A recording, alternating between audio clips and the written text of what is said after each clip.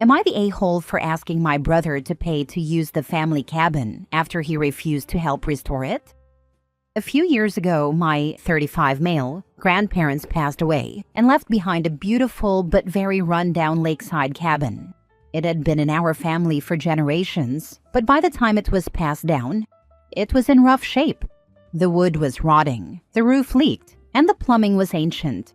My parents, not wanting the hassle, offered it to my younger brother Matt, 30 male first, since he had always talked about how much he loved the place growing up. At first, Matt was excited, but when he saw the actual state of the cabin, he quickly changed his mind. The renovations would cost tens of thousands of dollars, and the upkeep was more than he was willing to commit to. He told my parents that he wasn't in a position to take on such a big project, and that it was too much work for a vacation home, so they turned to me. I thought about it for a while, and even though I knew it would be a lot of work, I loved that cabin. I spent almost every summer there as a kid, fishing with my grandpa and roasting marshmallows with my cousins. It meant something to me, so I took it. The thing is, taking ownership wasn't just signing some papers. It was years of work and tens of thousands of dollars. I had to replace the roof, reinforce the foundation, fix the plumbing, and completely redo the deck, which was one bad storm away from collapsing. It became my after-work project, but it also became a major financial commitment. Every spare dollar I had went into fixing up that place. I asked my family for help many times, whether financially or physically with labor, but no one ever did. Fast forward a few years later, and Matt reaches out, saying he and his wife want to take their kids on a summer vacation and would love to use the cabin for a week. I told him, sure, but you'll need to contribute $500 to cover utilities and general wear and tear. He flipped out. He said I was being greedy for charging family, and that grandparents wouldn't want the cabin to be a business. I reminded him that he had the chance to take ownership and chose not to because he didn't want the responsibility. Now that I've poured my time and money into making it a livable space, it's not fair for him to expect a free vacation just because we share blood. He argued that it's not like you're paying rent on it and you were gonna be there anyway. But that's not the point. If I let him stay for free, where do I draw the line? Do I have to offer it to every cousin, uncle, or second cousin twice removed who wants a weekend getaway? If Matt contributes nothing but gets free access, doesn't that mean I'm basically paying for his vacation? Now our mom is involved, saying I should do the right thing, because family helps family. I told her that Matt was offered the cabin first, and he said no because it was too much work. I then asked for financial or physical help, and he also refused. He didn't want to deal with the responsibilities, he just wants the benefits now that I've taken on all the costs. Matt hasn't spoken to me since, and our mom keeps telling me I'm being unfair. Am I the a-hole for expecting him to chip in, or is he just entitled? Now for the top comments. Not the a-hole. Matt didn't contribute. Mom didn't contribute. So between them, they have zero say, and you should have zero Fs to give. You're absolutely right. Matt and my mom had their chance to contribute, and they chose not to. Now that the hard work and costs are behind me, it's only fair that they respect the effort I've put in. Actually, OP, it's your cabin. Change the locks and take it off the table. A good friend of mine is going through this, and it's a thankless job. If your brother wants to use the cabin, he can buy half the investment you put in, time and materials, and set up a small corporation that shares all of the expenses equally. You're right. Once you start sharing it, it all goes downhill from there. Remember, no good deed goes unpunished. Charging them is the right thing, not the a-hole. It's about fairness and respect for the time, money, and effort I've invested, in my opinion. If they want to enjoy the cabin, they should contribute. Thanks for seeing it that way too. Next story. Am I the a-hole for telling my dad and extended family I want to be more than dad's mistake he made after his wife died? I, 18 male, was raised by my dad on his own. My mom didn't want to raise me, and she still doesn't want a relationship. Yes, I reached out to find out. Her family doesn't even care. My dad was widowed for about 2 years when he and my mom had a fling, and I was the result. My dad had 2 kids from his marriage. They were 11 and 9 when I was born, and they hated the situation. I get it. They had only lost their mom 3 years before, but they took it out on me. They always said I was a mistake my dad made, and that they couldn't believe he had a kid with someone who wasn't their mom. The oldest expressed a lot of disgust toward me for my existence. I was 9 the last time I had regular contact with them, not because they moved out. They had moved out 2 years prior, but because they stopped coming around as much. But they never softened toward me, neither of them. The younger of the two didn't express as much disgust directly about me, but about the situation overall, and they still wanted me to know they saw me as a mistake, and something that should never have happened.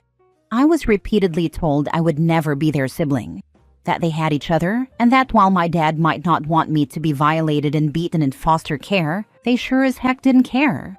They said that if my dad died, I would be going there, and to them, it didn't matter what happened to me. My dad knew how things were between me and his older kids. I always got the sense that even though he raised me and provided for me the same as his older kids, maybe he felt the same way as them, that he regretted that I existed.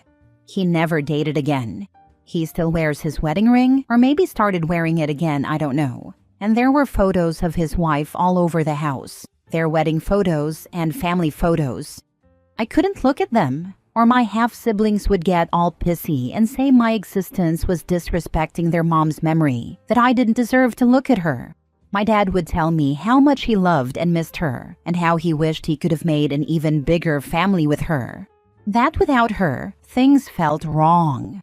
Maybe he wasn't talking about me exactly, but given the sentiment, I don't think I'm wrong.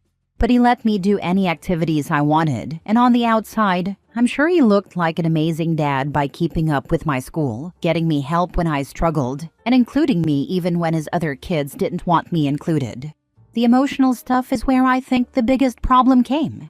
For such a long time, I felt like a mistake. My whole being felt like I was just the mistake my dad made after his wife died. Then I started dating my girlfriend 2 years ago, and her family was amazing to me. They took an interest in me and wanted to know about my family life. One of her siblings knew my half-siblings and admitted they never even knew they had a younger sibling. I confided in my girlfriend's family, and they were disgusted. Her parents have spent over a year telling me, again and again, that I deserved better, that I never deserved to be told or treated like I'm a mistake, that my dad's actions are not my fault. It's been nice, and it gave me a boost of confidence when I needed it. My girlfriend has met my dad, and she's picked up on how different he is with me versus my half-siblings. Like me, she can see that he provided for me physically, but she said it felt so cold, and I guess that's how I felt. I turned 18 a couple of months ago and moved in with my girlfriend and her family so I could finish high school somewhere less cold. Because it was so close to Christmas when I moved in, it was a controversial move. My extended family told me that leaving my dad before Christmas to have an empty nest was cold, and when I chose to spend Christmas with my girlfriend and her family, my extended family accused me of lacking appreciation for everything my real family had done for me. My dad didn't say anything until a week ago when he asked me why I was arguing with his family. He told me he didn't think I should disrespect my grandparents or aunts and uncles like that. I ended up asking to see them all in one place, and I went to my grandparents' house on Friday, where I basically opened up about everything and told them I was tired of being made to feel like a mistake. I said I wanted to be more than my dad's mistake after his wife died, and my girlfriend and her family give me that. They treat me like I'm more than that. The response? My dad's allowed to grieve, and he never said anything like that to me. I was also told I should know better than to take the words of grieving children to heart. When I pointed out that they're adults now and still hold those feelings, I was told that wasn't what they meant, and I should know that. There's a lot of general unhappiness about what I said, and I know they think badly of me for speaking up about it. Am I the a-hole for it? Not the a-hole. Your dad's extended family just doesn't want to admit that their behavior has been wrong all this time, and are very resentful that you are making them face that. Unfortunately, it's human nature to want to shoot the messenger rather than deal with the message. If there is any further pushback, tell them that you'll start behaving like family when they do. And point out that if even outsiders like your girlfriend's family can see it, then the problem is not with you. Go low or even no contact until you can get some therapy to help you unpack your feelings. I can see that. They were always willing to turn a blind eye to how my half-siblings felt about me. Maybe that's because they did care about all three of us and knew my half-siblings were grieving. But I feel like after 18 years, the fact that none of them stepped in to make me feel loved and wanted says it was more for show than anything. I can't imagine they never picked up on some regret from my dad too, or at least some kind of distance that he didn't have with his other kids.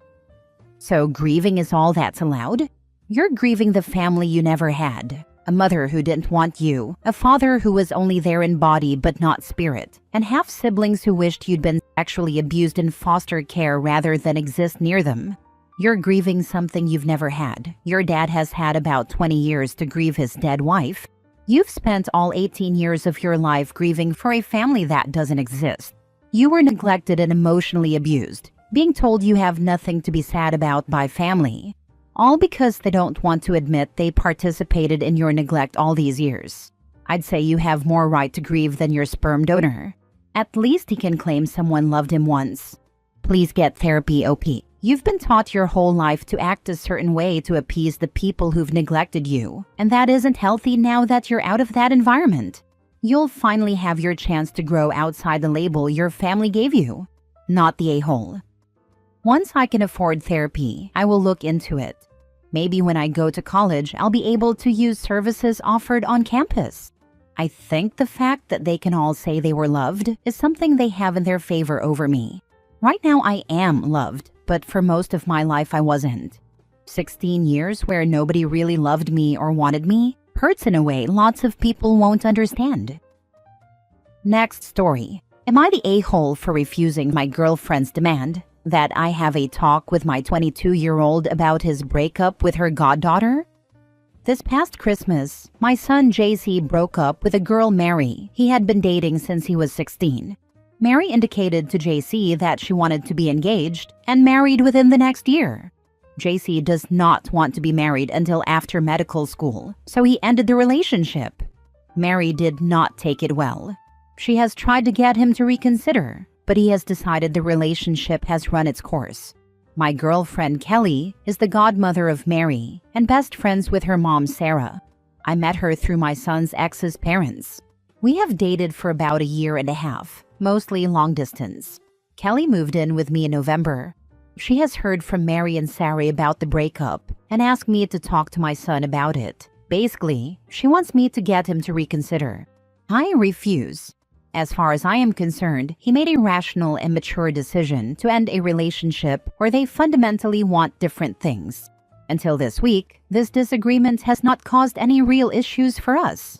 Well, JC took out another girl on Valentine's Day.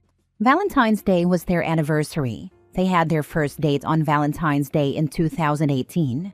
Well, this pissed Mary off, and she called JC and tried to have it out with him. JC hung up on her and blocked her. Mary and Sarah then called Kelly. Kelly tells me that I need to at least have a discussion with JC about being sensitive to Mary's feelings. I refuse to have this discussion. I told her that while breakups suck, Mary has to learn how to deal with it. Kelly said I am being an ass, and now tensions have been high. Am I the a-hole? Now for the top comments. Not the a-hole. Former girlfriend is the only person responsible for former girlfriend's feelings. Her ultimatum did not work as planned. Now she wants to backtrack, but her former boyfriend is just done. Apparently, you are the only person in the room who minds their own business and doesn't try to interfere in the relationships of other adults. Mary sounds way too immature to be married, and frankly, so does your girlfriend. You and your son are making smart and rational decisions here. Not the a-hole. I think OP should follow in his son's footsteps and break up with his girlfriend. Dated a year and a half, mostly long distance, living with him only a couple of months, and already meddling in his relationship with his son? No way. OP should have a talk with his son, tell him he made the right decision, and helped OP realize he also deserves a mature woman who doesn't force herself into situations she doesn't belong in. Meddling, yes, but Kelly is also getting dragged into this because other adults are coming after her. Like OP said, breakups suck but they happen. Mary and her mom can get over it. Last story. Am I the a-hole for taking my girlfriend's brother's challenge, leading to them getting humiliated with no fault of mine? So I'm 29 male, and I have a girlfriend 28 female, and we have been dating for the past 1.5 years. She has 2 older brothers and 1 younger brother, and all of them are these "we are men" dudes. Now, her brothers are pretty decent guys.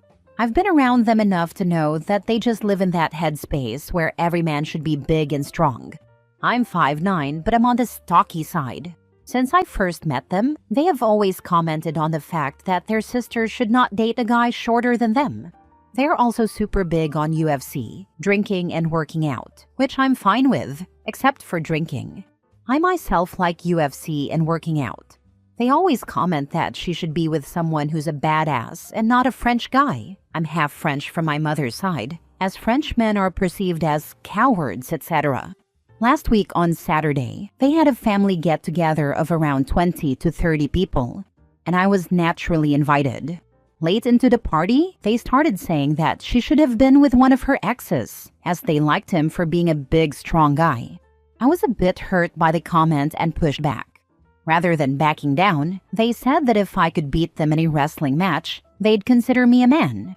I initially didn't accept, but I think I didn't want to be perceived as a coward. Now the thing is that they don't know that judo is big in France, and I was pretty active in the national judo circuit until I was 16, but I had to move to the US with my parents. For 3 years before I started dating her, I started getting back into BJJ. I'm just a lowly blue belt, but I train 4 to 5 days a week as a hobby. They think BJJ is gay, and even made fun of me for that. So, getting to the moment, we squared off, and without hurting them, I could easily take them down and pin them, and this repeated for all of them. There was a stunned silence at the party, and the mood turned sour, so I took my leave. The next day, my girlfriend started saying that I had no right to humiliate them when they were just being playful with me. She said, "I know you train BJJ, but they were being friendly and all." I told her I didn't hurt them, and was initially not even interested in wrestling with them. I also explained to her that I could have used a stranglehold or a joint lock to hurt them, but I simply kept them pinned. Apparently, it has hurt their manhood, and my girlfriend is just being overall insensitive about it. She is now going on this whole tangent about me being insecure, trying to prove myself, and humiliating her brothers just to feel like a bigger man. I'm usually a quiet person, but I'm not able to understand how to approach this situation. Not the a-hole. For Pete's sake, dude, do you really want to spend your life dealing with these adult children? Has she ever had a problem with her brothers treating you like this? Attempting to belittle you? Commenting on how her ex was better? Has she ever once told them to shut the heck up? Tell her that her family is weak and needs to hold daddy's hand to cross the street. Then dump her. Well, she would only push back a bit. I was the one usually told to ignore, as they are just joking and being overprotective. Guess what? Your girlfriend is just as much of a raging douchebag as her brothers. She seriously expected you to just grab your ankles and keep taking it from her brothers. Because reasons? Their feelings matter, but yours don't? Screw her and the wannabe macho a-holes. Not the a-hole, but you will be if you stay with her. The only response I've gotten from her over time is, "Leave him alone, he takes care of me." All she will say is, "Don't let them get to you. They're like this with all the boys around me." Thinking back, her mother was the one who would eventually tell them to get off my back.